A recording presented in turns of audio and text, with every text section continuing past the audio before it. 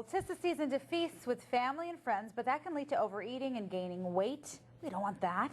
Linda York is a registered dietitian with UConn Health Center, and she's here with some tips to turn those holiday temptations, because boy, do they look good. But you want to transform them into healthier, tastier options, That's right? Yvonne. It's Linda, nice seeing you nice again. seeing you. We're starting out at our buffet. All We're right. starting out with the drink area, okay? You have a choice. 4 ounces of wine. Okay, this is 4 ounces, less than 100 calories.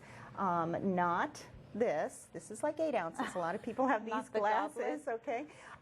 Think when you have anything usually in this type of glass, it's going to be 300 to 400 calories. So it's that instead of the dessert. Okay. You make a choice.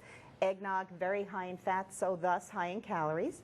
You could have the Coors Light beer. It would be equal to this wine or a glass of champagne. Make sure you have as many non-alcoholic beverages as alcoholic.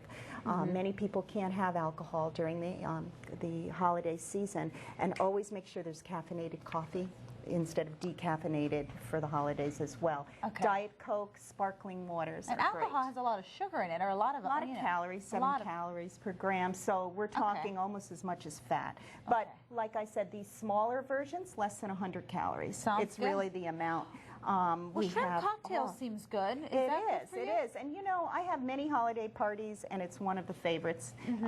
Try to always have some source of protein. We say not to skip meals before you go to this buffet, but you don't want to go unfortunately, a lot of people do skip. I know. So if you do, you want to make sure you have some good source of protein. This was chicken, rosemary, garlic, chicken. I made it big yesterday for dinner, and then I just chopped it up, and I've had that at parties. People like to munch on that.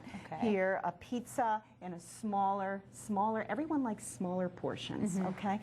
These are just cheddar cheese. These can be made with Parmesan cheese. All you do is you take your baking sheet, you just a little teaspoon, and then just cook it, and then they come off the sheet in about 20 minutes like this, and they're delicious. They look addictive. delicious. They're addictive, and because there's so much flavor in the cheese, you don't need a lot. That's only just a little teaspoon. How about, I mean, you can't go wrong with vegetables, but what about that dip, though? That dip is made with non-fat yogurt and a little bit of cocktail sauce. And cocktail sauce is pretty non-fat, a good alternative.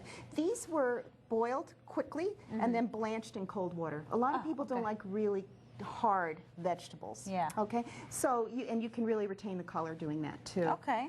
Little sandwiches, the old version of a canapé. People like to that. This is the newer version, the wraps. Again, a good way to get some. This is ham.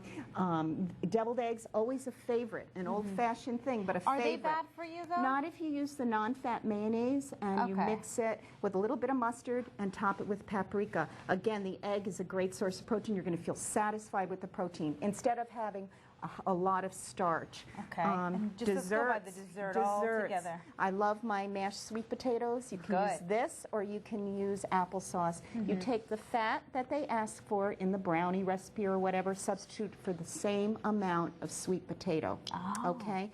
You're also giving a lot of more vitamin A and fiber to the brownie instead of just using applesauce. These madeleines are for you, and they're made with no fat, but with the mashed sweet potato as the fat substitute. I love it. So you can substitute and people can eat more then.